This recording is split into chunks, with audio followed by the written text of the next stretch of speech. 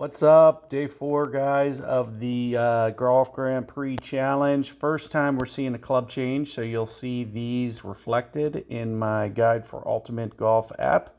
You can download free on the Android store, iOS stores, and make sure that you parallel your bags for both in-game and inside the app. We'll be using them together to get our ring adjustments.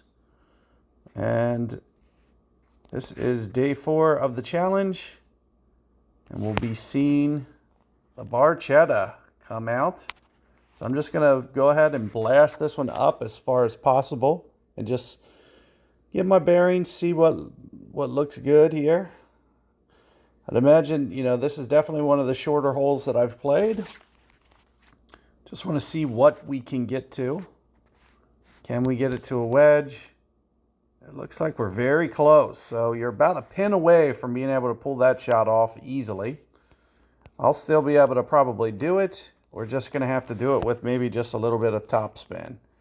So maybe topspin, land it around here. Let's see what we can do. 366 it's saying.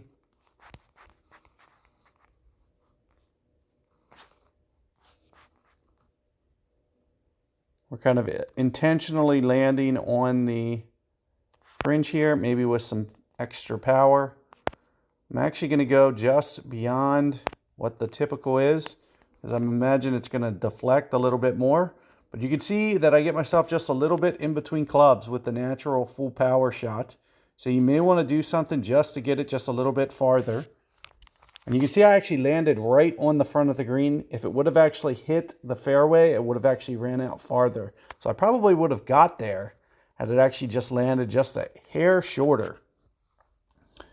But you'll see that's the first hurdle to get by, is getting yourself in between clubs there. So you're either going to need to use some kind of power or top spin pin to get yourself just an extra 5 yards off the tee. Just 5 yards is really all you need there, but 10 to make yourself a little bit easier approach. You have the practice pins. You have the replays at your disposal. Should still be 2 replays at this stage in the game. So make sure you're taking advantage of those. And what we're going to do here, kind of precision pull. You have to worry about those great balls, so try to be as close as you can to exacting to make sure that you don't get any pulls off the tee. Any pulls on a tight course like this, you find yourself in the rough really easily. So you'll want to avoid doing that. Let's see where we are on this one. Hole 2. 5 rings, 7 rings or so.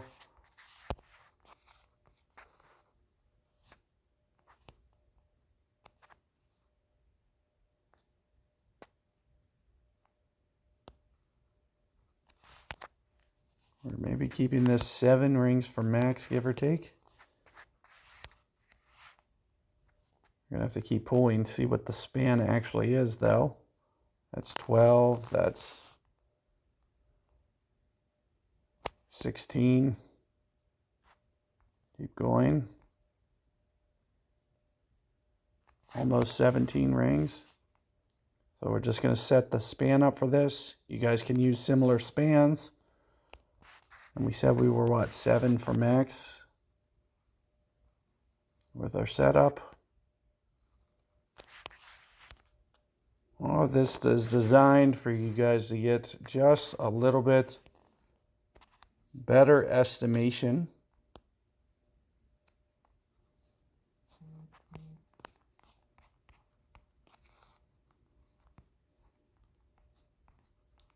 So we would go 1.95 rings, almost 2 rings, just a hair less.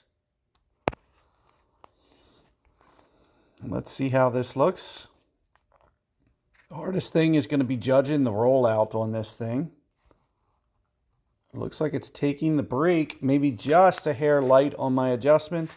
All things considered, pretty decent effort. It looks like my rollout was about right. Maybe, you know, not quite as much slope there as I was playing, but also maybe just a hair light on my adjustments. So those two things combined, but a good opportunity. Make sure that you're getting yourself in there as tight as possible on these holes. The tighter that you get it, the better that you're going to score tiebreaker, which is going to be the better chance for you to get through to the finals. That's about 9 rings, 10 rings for max, give or take. We're going to set this up, maybe 10, 9, 10 rings for max. A little bit more.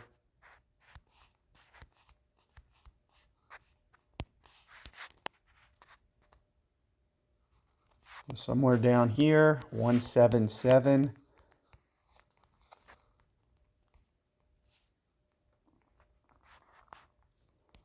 Maybe with this last ring pull,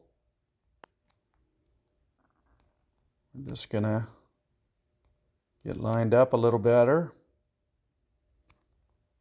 You can see how much havoc the wind jitter does cause. It just makes for a little bit more tougher adjustment.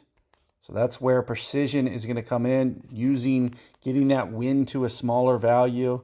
If you guys try to get that wind into the 4s, into the 3s, into the 2s, it's going to make for a much easier setup. You can see 890, pretty good tiebreaker there overall. We got our distance control down, just a little bit light again on the adjustment. So a little bit light on both of my corrections. So maybe just, you know, a couple different things we can do here. You know, if we hold this down, we could even kind of calibrate this up just a little bit. 182 somewhere in there, because it seems like just a little bit light on that club.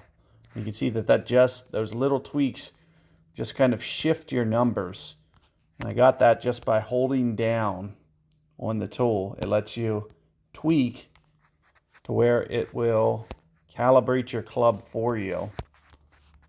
If you find yourself in a pattern where you're just kind of under adjusting, it'll just help you get more in line. So here you can see we're going to blast it down. No real power element to this hole. Just getting this down here in play.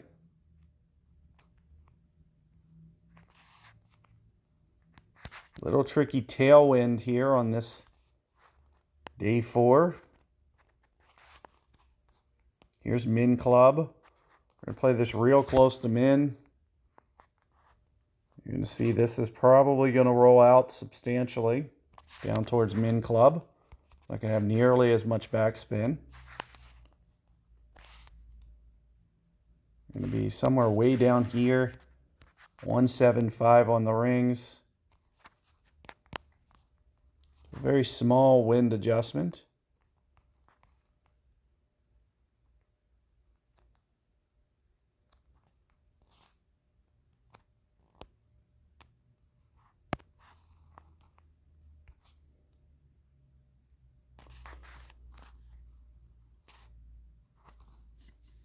It looks like this is coming in pretty good. Does it check up? It looks like you can get it to check up. Maybe keeping it a little bit shorter off the tee going to make it that much easier to stay towards max club a little bit more.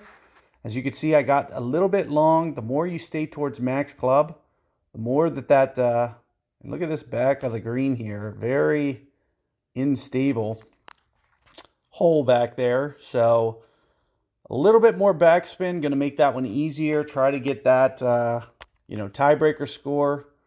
Try to keep that tee shot just a little bit shorter. Going to make it that easier to get close to a 900, potentially even make the drop. Here you can see more right in between, kind of right towards min value here. You just, you know, maybe 1 ring for max, give or take.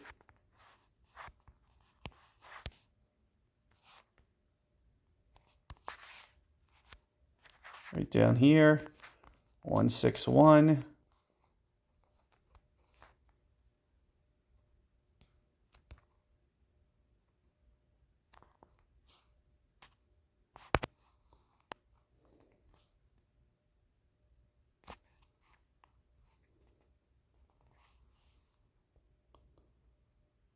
And just a little bit light on the adjustment, as you guys can see.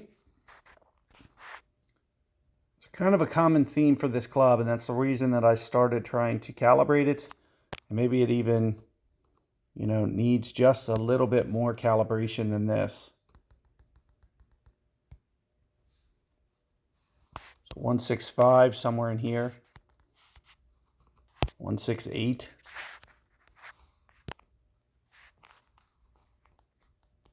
Just a little bit more adjustment. Hole 6, going to be a nice long hole, straight tail end. Make sure you guys keep this one in play. It's going to be first and foremost important thing. So if you are a little bit early, make sure that you're close enough that it converts to an ultimate shot like mine did.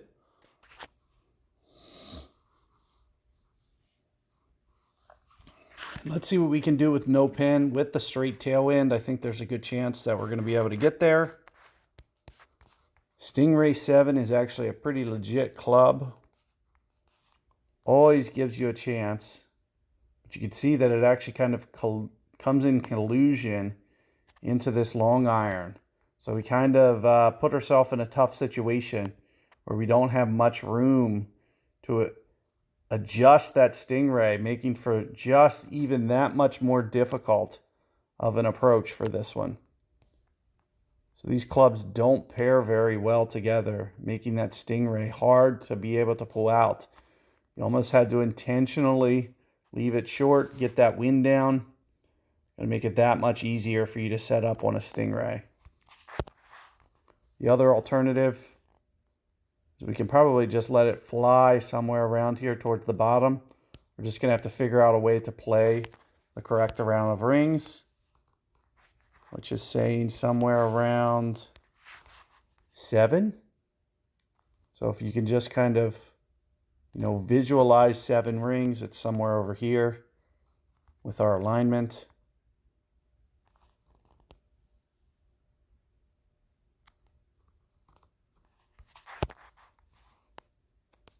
Keep it in mind that it's going to land maybe up here. Let's just let this fly, see what it looks like.